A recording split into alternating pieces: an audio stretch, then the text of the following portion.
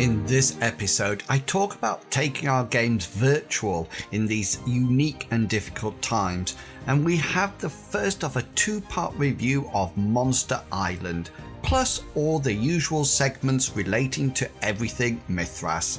Welcome to the Mythras Matter podcast, Season 1, Episode 12, Islands, Monsters and the Internet.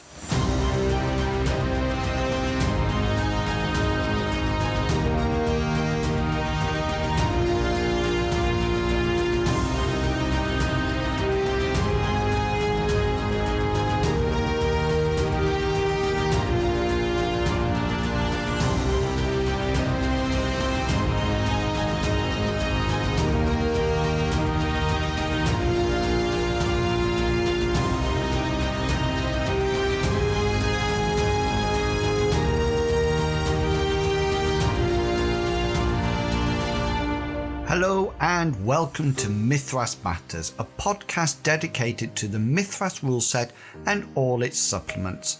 As always, I'm your host, Inwils, and first of all, I feel like I should be apologising yet again for the lack of an episode last month. Thank you for all the kind words you sent my way on the forums. These were very much appreciated. As we start to get into the flow of a different way of living and working, I am feeling more on top of my projects. So, as you can probably tell because you are listening to it now, I made the deadline for episode 12. Hooray! Other projects which are back on track include the Rules video series on YouTube. The series on the Animist is complete, although I'm definitely planning on coming back to interact with spirits again, when I do a more in-depth look at spirit combat and probably designing spirits again. And probably by the time you are listening to this, I will have been able to record, edit and produce a requested video about ranged weapons in the game. Now, something else which has been continuing in the real world has been our weekly Mythras campaign. So let's touch base with our favourite characters in the campaign updates.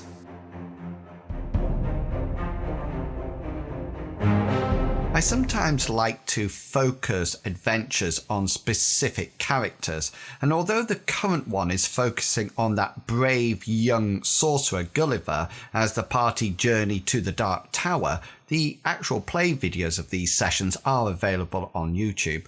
We have actually completed a whole adventure while we've been away. Hengist, who the adventure was focused on, was originally a noble knight, and I thought it was about time that he started to take up his place in the nobility of Lindo, the capital city of Odess, where the campaign takes place. Now, if you're familiar with Lindo, you will be aware that the nobility like to live on Noble Hill, where they can self-righteously look down on the working class. The slums are, of course, one level lower than the main town.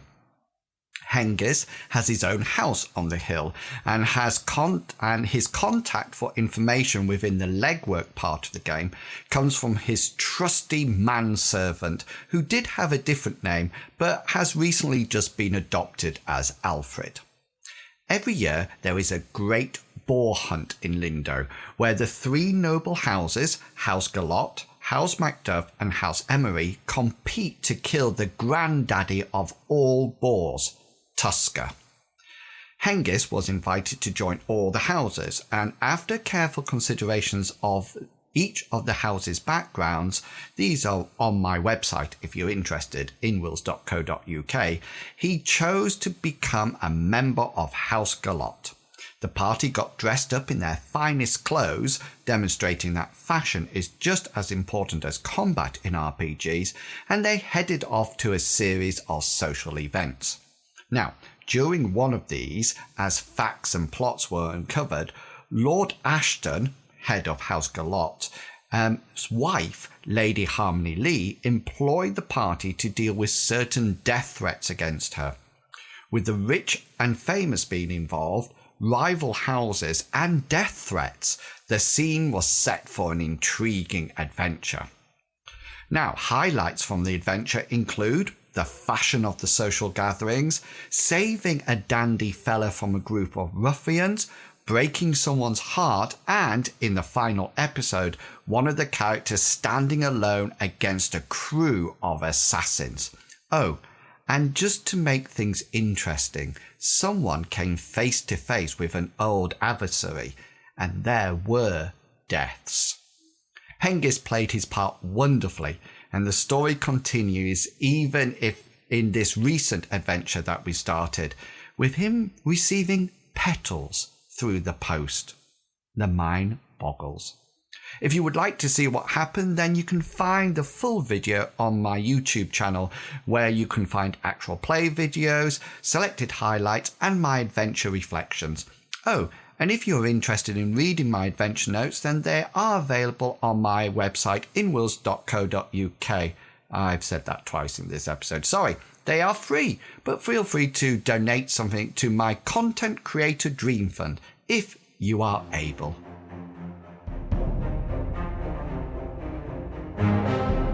I just wanted to remind you that this podcast would not happen without everyone's contributions. And if you would like to contribute to the podcast, then just drop me an email or message and let me know what you would like to cover. You can email me at inwils@gmail.com or send me a message on the various forums I frequent. Okay, next up, a couple of favourite contributors who you have craved about in the past. Yes, that dynamic duo have agreed to come back and share their thoughts with you. Initially, Bill contributed in the second episode ever with a great review of The Wetlands, and this time he has joined forces with the homebrew expert Rael to complete a review on the fantastic supplement Monster Island. So, without further ado, I am pleased to welcome back both Bill and Rael. Take it away.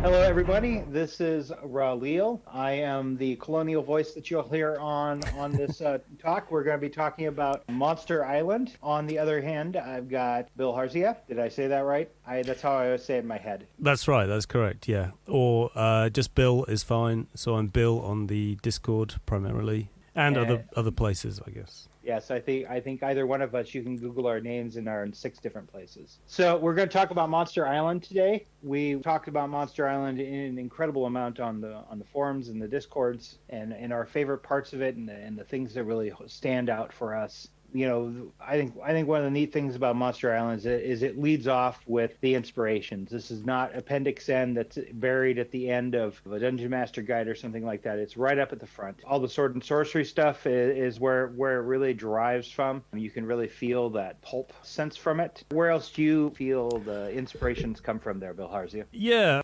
just a couple of things. I mean, one is, if people weren't aware, it is stated in the book, but it's Clark Ashton Smith. So every chapter, in fact, of the book starts with a quote from Clark Ashton Smith. He was a contemporary of Lovecraft and of Robert E. Howard, and he wrote, I think his was the weirdest fiction. So he wrote in the weird fiction genre. Yeah, he also wrote some poetry, and I just started reading that not too long ago. Actually, I never picked it up before. Yeah, if people are interested, much of his writing is on a site called Eldritch Dark. His poetry and short stories are certainly, most of them are certainly there.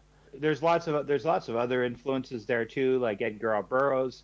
He did Tarzan, right? If I remember right. Yeah.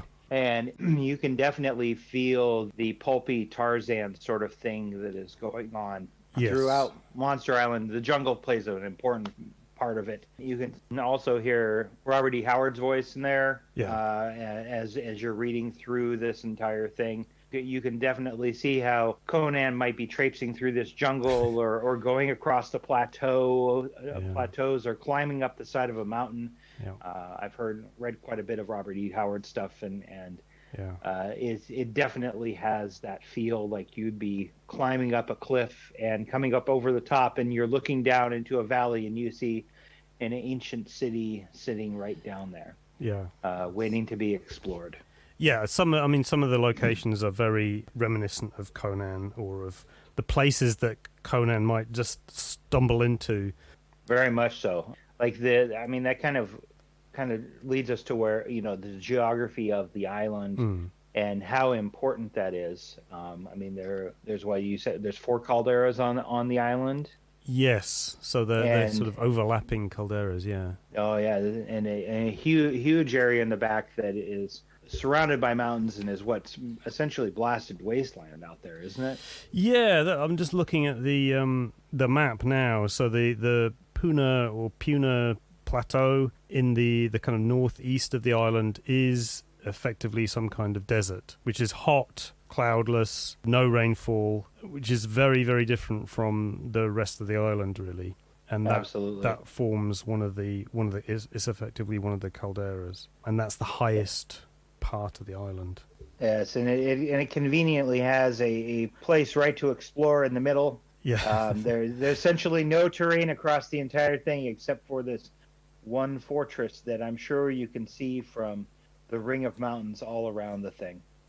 Yeah, well, I think I don't know if that's the one that is supposed to be disguised by magic, but exactly what you see, I'm not sure if that's the same place. I'm not sure either, without going and digging it up. But yeah, I think it's really, really neat how it just kind of begs for adventure there. Yes, and of course, as you're coming down from those mountains, you go through a range of climates. There's a cloud forest there. There's even an entire ecosystem that is somewhat detailed in the book. Yeah. And as you come down from those mountains into the jungle, which is a real jungle. We're not talking some there's no dangers here jungle at all. This is no. And one of the things that the book points out is, and it may not be obvious, but the beginning chapter, which is just called The Island, details all of this. There is a note there about heat stroke and armor. And, depending on how interested you are in carefully scrutinizing encumbrance and, armor penalty and that kind of thing, which you may not be, but when I did that, I kind of worked out that effectively you can't wear any armor if you're moving through the jungle. I shouldn't say that. What I should say is that you will face a penalty if you're wearing armor. And it's almost any amount of armor is going to penalize you. So you're going to endure a level of fatigue. This, of course, makes everything in the jungle much more dangerous than if you could just walk around in plate mail, right? Right, yes. It'd be wonderful.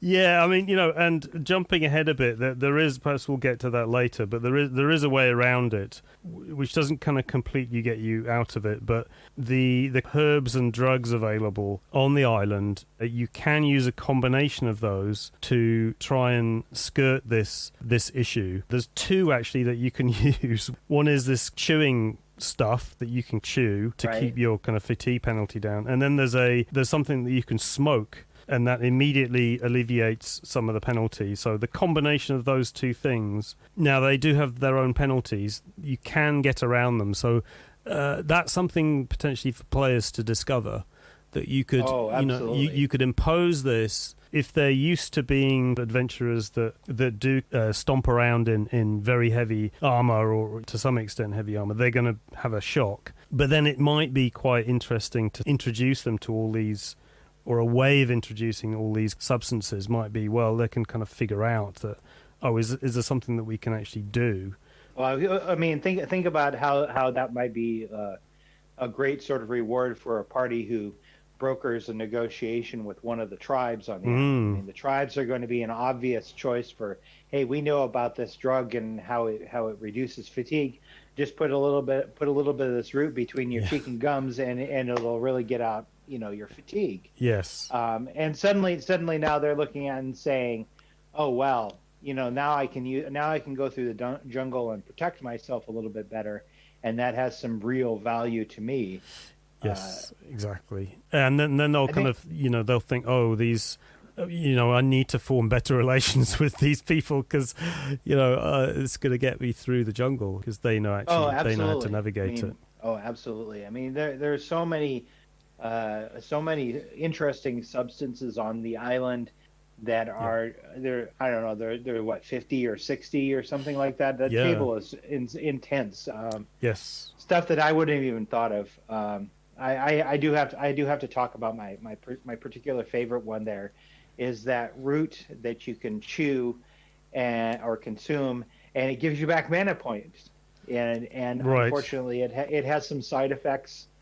I feel like I don't want to spoil the side effects, but they're serious. Yeah. To say the least. And that's a theme, I think, in the campaign that almost applies to anything. Certainly magical items almost always have quite horrific drawbacks. But the drugs do as well. I mean, you can take drugs to help you, but at the same time, they're going to have drawbacks. I mean, the fatigue kind of managing drugs that I've talked about have fatigue penalties when the drug wears off fairly predictably. Yes. But so you've got to be careful with that sort of stuff. Yes, and I think at least one of them has some addictive properties to that too. Yes. So yeah, I mean, if you wanted to do something like bring in dependencies from Luther Arkwright, you know, if people start using lots of this stuff, then you could potentially do that if you want to make life even more difficult for players. Yeah, nothing on the island is particularly easy, I would say, except maybe getting wounded or death. Yes. There are many options there, many options. I think that's one thing that one of the cultures on the island is really designed to fight with. I mean, a lot of the module or a lot of the adventure supplement, what are we gonna call it? So we call it supplement. Is built around having a colonist on this island and kind of progressing in and doing the exploration of that. Much of the generic adventure seeds and other adventure seeds are kind of focused around that. But that one culture, that colonist culture, they come in, they're foreigners, they have foreign gods. They practice theism. They have a little bit different technology than what is present on the island, and they're pretty. It's a pretty flexible sort of culture. It's detailed enough to give you some idea there, but it's not like you couldn't take it from a medieval sort of setting and then move it to something in the future. Maybe like a 40s pulp sort of thing. Maybe something that you might see out of the Mummy or Doc Savage sort of business. Certainly the names and the descriptions of the NPCs are all puns on actual historical figures, some of whom are explorers. So the two that come to mind are, they've got Harry Houdini and Percy Fawcett. Oh, yeah. And in fact, Arthur Doyle. Yeah, exactly, the writer. Greystone, who's a kind of Tarzan. There's a adventure suggestion where you're supposed to be looking for Greystone's son, so that's effectively kind of Tarzan. So there's a bit of a kind nice. There are all sorts of very obscure references throughout the book. Some of them, honestly, I found one of them just last month, and I had to go look it up, and it was an obscure reference to a particular issue of a White Dwarf magazine. Yeah. And then I found that online, and it was this great, very pulpy adventure in a jungle, and it's like, oh, that is absolutely perfect. Yep, it's that's the reference to one of the adventure locations. There's so much of this in here for the colony. It is such a neat little section. They have a settlement called Port Grimsand that is conveniently very near some ruins and very near one of the Lizardman tribes that are on the island. Which there's what, like 12 tribes, 13 tribes? Is it 13? Yes. There's quite a complex setup. So I think that's one of the parts of the campaign supplement, I think, is very well detailed. They're all tied to totem animals, and they all have different relationships with each other. They do, and I that's why I think one of the things I really love about the tribes is that just even having that chart of relationships between them and the fact that it's dynamic. It's not just that the tribes have their own individual culture within each tribe. It's that they have a culture in relation to each other with how they do their warfare. Raiding is different than warfare, and killing is generally frowned upon, unless it gets very serious, and how that is supported throughout the culture, right? Like throughout even things like the combat styles. Like only the warriors get like serious edged weapons, right? Well, yeah. I mean, one of the things I've started recently is when I notice I've taken through a group of I suppose what you might call standard adventurers who are, more or less in line with the colony. What I noticed is it's quite difficult to involve like a standard adventurer party with the tribal groups because they've got a completely different set of interests and standards. I did start recently a small campaign where the PCs are members of the tribe, and neat. Their interests are completely different, and they're at the moment they don't know much about the colony, and their interests are entirely to do with their totem, their relations with the other tribes, their responsibilities, their status.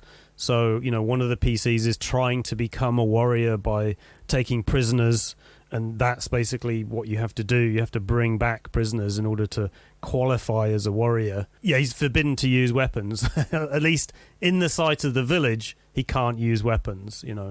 Right, right. I mean, I think the skirmishers get like blowguns and bolas or something like that. That's right. Yeah, I think they get a sling. But effectively no melee weapons. So. Yes. Well. In all fairness, they do have claws and a bite. Yeah. And they're lizard men, right? That's true. But, yeah. I mean, I suppose the lizard men are quite potent. And so in my other game, there is a lizard man PC, and he's basically the size of a pony, and he's quite ridiculous in what he can do. I think you talked about in another podcast the Minotaur PC, so it's a similar issue here. So you can create a very, very potent or physically potent PC if you wanted to and you allowed it. But it comes with some other drawbacks as well. There is a question of how to introduce new PCs into the campaign. Let's say if they were kind of outsiders. What do you think about the best way of doing that, because the setting is so dangerous? So I mean the easy way, of course, is that they come from whatever civilization is there.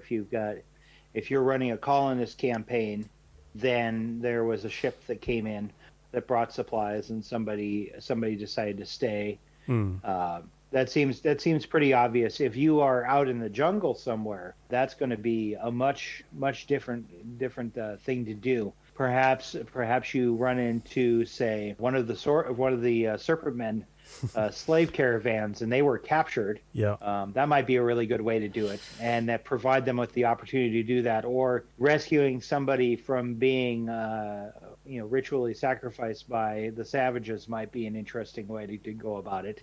I can imagine that the power of having a colonist's head shrunken down and having their spirit bound to it might be pretty awesome. Yeah, the colony is well detailed, and we do get a picture of a tribal village, which is quite well detailed. And the other thing that we get is a lot of detail about a nearby city, so one of the cities of serpent people. And one of the things that strikes me about that is that there's a lot of detail, I think, that it gives a good picture for maybe a GM, but it seems the serpent people are so hostile, effectively, to humans. It would be interesting to find a way getting like a human party into the city, but there's a lot of detail there that seems very, very dangerous. Oh, it would be a very dangerous sort of thing. You're not going to be able to just disguise yourself easily. No. You're gonna you would almost certainly need magic. It would have that feel of breaking into somewhere where at every moment you are in danger of being discovered. You might have to work on having internal allies, maybe some slaves that were captured by some lizardmen, savage slaves that were captured by the serpent men, and having some help on the inside to give you a hand with that would be exceptional. Yeah, that's a nice idea. I mean, I suppose that. So it's very, very clear in terms of the serpent people is that they are generally quite aloof from the kind of activities of the lowland tribes. They are. They're only regarding the colony as potentially disrupting whatever it is they're doing. And my impression of them is that they may be not very good at noticing things that they consider beneath them. So that might be a way of kind of navigating it. Yeah, it might be, and I mean, a good chunk of them are taking some narcotic that Yeah, allows them to sleep for a long time, yeah, and they're very decadent and yep, post-civilization sort of society where they have slaves that pretty much do all the stuff. They have they have a caste system, a sorcerer caste and a non-sorceress caste. yep. It should be possible to get through that. I mean, the colonists and said, okay, this is potentially disruptive, but can I control and shape this disruption against my enemies, and have it sort of being an internal battle that goes on there, sort of Right. Yeah. Game of Thronesy sort of business. Yeah. Yeah, I can imagine. I can imagine one of the serpent sorcerers effectively employing PCs to do something simply to further their own personal interests. And in fact, that's how I'm using one of the sorcerers, Solex, who's detailed in the places of interest. There are a number of places there detailed, fairly well detailed locations, and one of the things to notice about that is that these detailed locations are extremely deadly. They really. Very very deadly. Yeah. Which ones are your favorites in there? So I think Solex is maybe my top guy there. The Sepulchre of Solex. I don't know if there is actually there's a sorcerer's grimoire that's named after Solex, but I'm not sure if so he's a lich of some kind. He is in a tomb that's effectively, if he doesn't want to be found, you will not find him, because it seems almost impossible to actually find him. He himself is so dangerous that I just can't imagine a PC party having any chance against him because of his abilities. He's extremely powerful, and he's surrounded by very dangerous stuff, spirits, undead guards, traps, Yeah. the whole caboodle, and it's very difficult to get into private chambers, basically buried in a rock. He's sort of interesting, as possibly a source of information and magic and plots and that kind of thing. Yeah, he really is. I really love the names that are on most of these locations. They're very evocative of the genre. I mean, we have the Sepulchre of Solex, and we have the heads of Enoch Krakatau,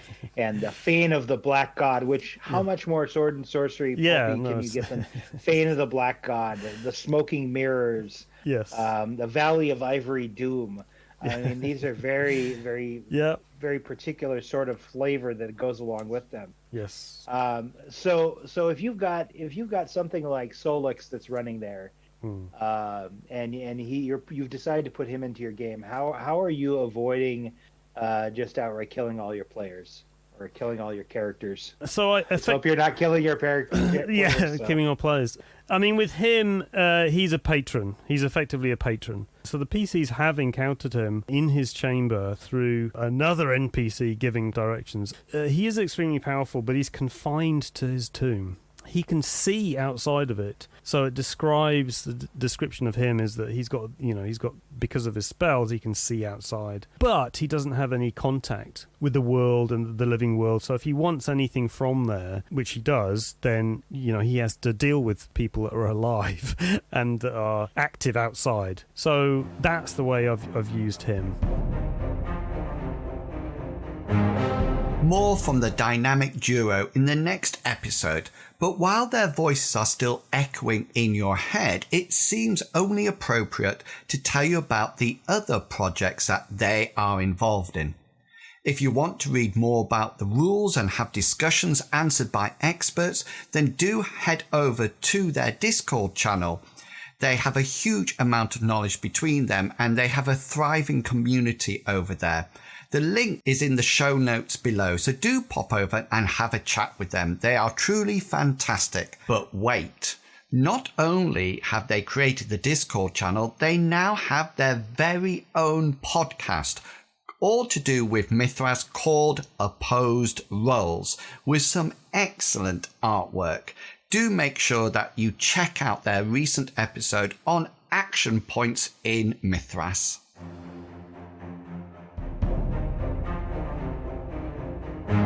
Many of us probably started our role-playing experience clustered around a table in someone's dining room, garage or basement, perhaps with a GM screen and a bag/tin full of dice. The table would be adorned by floor plans and carefully painted figures, and by the end of the session, the once prestige character sheets had scribbles all over them, and the remnants of the adventure on the table was accompanied with the empty snack packages and the multitude of pop/soda cans. When I came back to playing RPGs many years after these fond sessions of the past, I started off again playing virtually, streaming our sessions on Twitch. This is, of course, not everyone's preferred playing style, but in these stay-at-home, social distancing and stay-safe times, the use of the internet allows us to continue to play and enjoy our RPG sessions. So, just to complete this month's episode, I wanted to provide you with an insight to the tools which we use in our gaming sessions, which allow us to continue to meet and play during these difficult times. I have to say, by way of a disclaimer, there is no sponsor deal here, and I'm just talking about the tools I use from our point of view. Okay, so Roll20 is our virtual platform of choice. This initially is free, although you can pay a subscription in order to gain extra highlights like dynamic lighting. There has been a Mythras character sheet for the rules set on Roll20 for some time, which allows the players to roll dice and engage with skills very effectively. The sheets also allow us as GMs to import mobs from the Mythras encounter generator, so you can have everything at your fingertips. It also has a very good marketplace or store, which allows you to purchase ready-made maps/floor plans. I frequently utilize this option mainly because I have limited time to create these, plus they are a great starting point for adventure ideas. Roll20 does provide the option to host video and sound within it, although we soon found that this was not the best system for this. It was great to start off with, but we soon moved to other platforms. We never used Skype, but Discord is free and you can use voice chats to communicate very effectively. I actually have purchased Zoom for our group. I try and use the money that I make via streaming, and hopefully one day with YouTube. You must have over 1,000 subs before you can start monetizing on YouTube, to offset the cost of this Zoom purchase.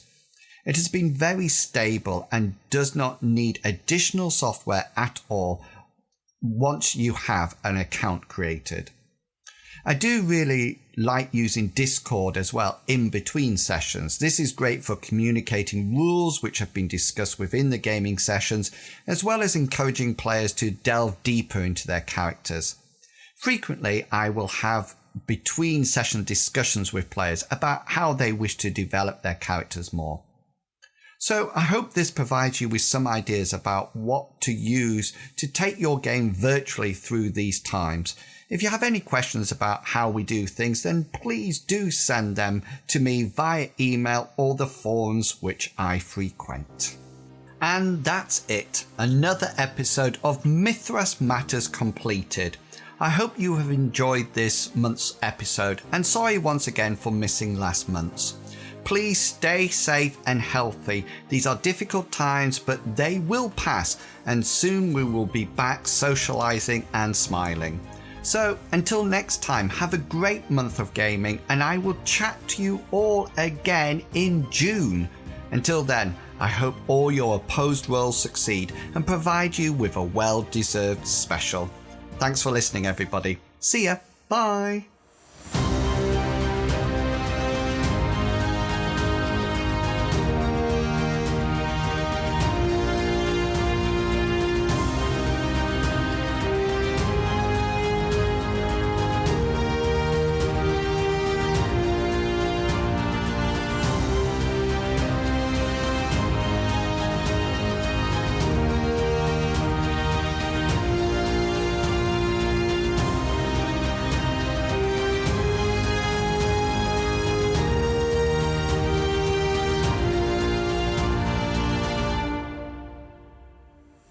content of this podcast is covered by the Creative Commons Attribution 3.0 license, so please give appropriate credit if you are sharing or copying any part of this podcast. Thank you.